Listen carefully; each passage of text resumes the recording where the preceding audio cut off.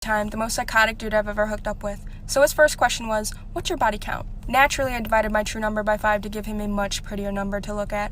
Once he was satisfied with my answer, he decided we should talk and try to pursue a relationship. So we start to talk, but he would vocally express to me he didn't like that I lived 30 minutes away because he could not regularly stop by and check in my dorm to make sure I was not sleeping with other people. So I didn't text him for 2 hours because I had to study for an exam, and he goes, well, you're a whore and you probably gave me gonorrhea. You're putting my life and my son's life in danger. Well, an STD is sexually transmitted, so it's concerning I'm putting your son's life in danger, but 2 weeks prior I got a test. Ring, ring. The results are in. I'm clean. So he then proceeds to say, I will tell everyone you love. I'll make a PowerPoint presentation, show it to your college to show everyone how nasty you are. I wasn't concerned, so I blocked him. He then texts me off of his son's phone and goes, I have an infinite amount of resources. Don't block me again. Trying to scare me. Well, I blocked the son. Radio silence. Where's your infinite amount of resources? Party story time! Okay, so I went to a party and I showed up there super early because I'm literally that person. Anyways, I was talking to the guy throwing the party and I'm like, yeah, I'm not feeling it. I don't really want to drink. Yes, I'm literally the lamest person alive. Anyways, he's like, okay, do you want a bottle of vodka? Boy, I just told you I didn't want to drink. And he's like, no, like an empty one you can fill up with water and pretend you're drinking. And I'm like, you're a genius. So I do just that. And I walk around the party drinking out of this bottle of vodka that actually has water in it. People literally thought it was legendary. They thought I was getting so drunk. So basically at this point I was lying to everybody at the party. So anyways, I get thirsty, so I step outside and start chugging this bottle of vodka that's actually water. And I look to my left, and there's this girl literally staring at me. Okay, I have like a really gross, disgusting story time, so just listen. So like in 7th grade, like girls at my middle school thought it was like trendy and like cute and quirky to like piss your pants, like at school, like do it at school. Like they would like laugh so hard that like, oops, like they peed themselves. And like would keep it on their butt all day. And then they would like ask for like their crush's sweatshirt to like cover up like the pee on their butt just cause like they're so cute and quirky. And I remember this one girl pissed herself at a choir concert backstage in the choir room, and the whole entire choir room smelled for like a day, and there was just a puddle of pee on the seat. And she literally had to go to the bathroom and wet her whole pants so that you couldn't tell that she pissed herself. Like it got to the point where like 2 or 3 girls a day were walking around the school with pee on their butt. And like no one said anything. Like it was cute and trendy. And like even the guys jumped on it. They were like, oh my god, like she peed. Like what? Like it's just so like unbelievable, but like it literally happened and I don't know why. Storytime, motherfuckers. My boyfriend throws this party. I'm like, can I bring my best friend? He says, I don't really know her. And then I was like, I'm gonna bring her anyway. A little bit into the party, he's like, I'm gonna go pick up my friend. And I was like, okay. I sat outside.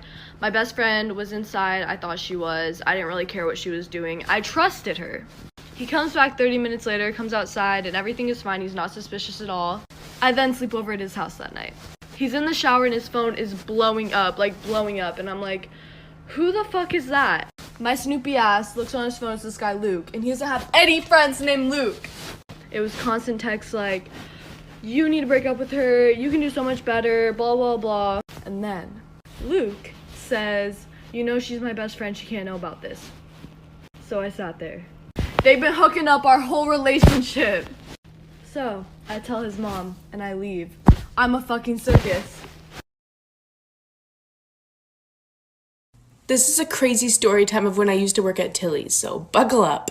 This middle-aged mom walks in the store, right? And she just starts walking around the men's section and literally just grabbing everything she sees. I mean, she's not even looking at the sizes. So we thought that was weird, so we went up and asked her if she needs any help, and of course she said no. Then she decides that she wants to try everything on.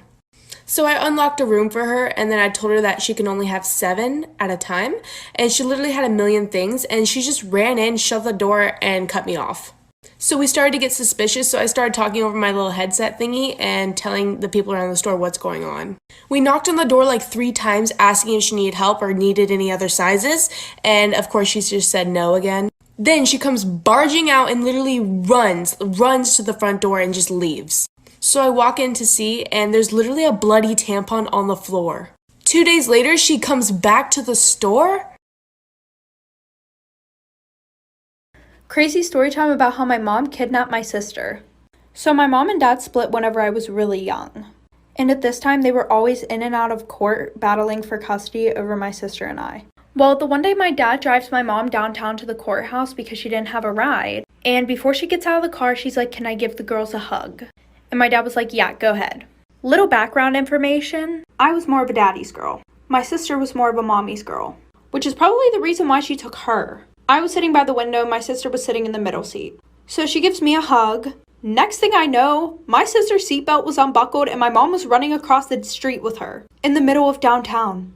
Didn't even look for cars. So my dad got out of the car, ran over, grabbed her, picked both of them up, and walked over to the sidewalk, and my mom was screaming bloody murder. So this guy called the cops, and my dad was trying to show them custody papers because he had full custody. But the cop knew my mom, so he let her take my sister. We got her back, but I didn't see this bitch for like 4 months. Toxic best friend story time. So I had an off and on friendship with this one girl. In my freshman year, we became friends again. And she had this boyfriend named Nicholas. And they literally fought 24/7. And every time she would fight, she would be like, "Can you please fix this for me?" So she would have me add him on Snapchat, fix it, and then block him. And guys, this literally was happening like 5 times a week. And then after she asked me to do that the first few times, I realized she started going through my phone. And when I say my phone, I mean my whole motherfucking phone. A bitch was going through my Snapchats, DMs, text messages, and I didn't know how to confront her because that's just weird. So the one day I was getting ready at her house because we were about to go out, and she was like, "I'm grounded, can I use your phone real quick?" And I was like, "Yeah, just let me Snapchat this last person back." And she goes, "No," and rips the phone out of my hand. And she starts going through my Snapchat right in front of me. And I had a streak with this kid named Nick. She goes up to me and says, "What the fuck is this?" Like for part 2. So anyway, she comes up to me and shoves the phone in my face and goes, "Who the fuck is this?" And I literally looked at her and started laughing my ass off. And she was like, "What the fuck is so funny, Kaylee? Blah, blah, blah." And I was like, "Go ahead, hold on the name." And she held on the name and realized it wasn't her fucking boyfriend. So I packed up my things while she literally went and sat on her bed and started crying. She was like, "I don't want to lose my best friend." So fast forward, her and her boyfriend broke up. Her and I weren't friends anymore. And then she would always try to accuse me of getting with him. Moral of the story, don't get involved in other people's relationships. Bye guys. Story time, the biggest lie I ever got away with as a teenager. So my sister and I were going to spend the weekend at my stepdad's, and I asked my parents if I could bring a friend. My dad said he didn't care, and my stepmom said no. And my parents were really strict. But obviously I did not listen. So I invited my friend, and her parents were also really strict. So we came up with this elaborate plan that I would ask her parents and tell them that it was a surprise for her. And they believed it. So the day comes whenever we're supposed to leave to go up to my stepdad's. So, we get off the bus, walk to my house, and my stepmom was asleep because she worked night shifts. So I was able to sneak my friend through the house to my bedroom. Little did she know she was going to have to hide in the closet. So my stepmom came in and needed to borrow a pair of socks for work. And I was literally guarding the closet with my life. And she goes, "Get away from the closet, you're acting so suspicious. What's in there?" Like for part 2, by the way, Stacy and Candace, if you see this, my bad. Okay, part 2, sorry for keeping you guys waiting.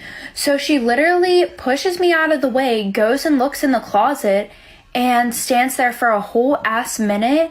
And me, I'm over here having an anxiety attack. My sister's looking at me, making like hand gestures, basically saying, "What is she looking at?" And I'm literally sitting there, and I get to peek in the closet, and my friend is not there. And I'm like, what the fuck? Where did she go?